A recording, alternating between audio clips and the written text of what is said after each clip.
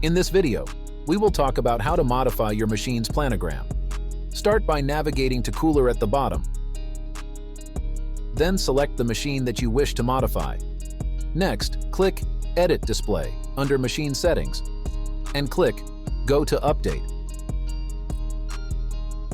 Here, you will see a list of products that are on sale and off sale. The products under on sale list are products stocked in your machine and are ready for purchase. The products that are in the off sale section are products readily available to be sold from your cooler.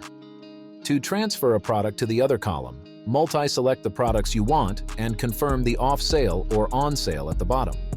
Next, you will be asked to confirm this change. Once you click Confirm at the bottom, you will see the updated planogram reflected on Machine Details page. To find more information on our system, please feel free to view the OPS documentation sent to you by your representative. Thank you.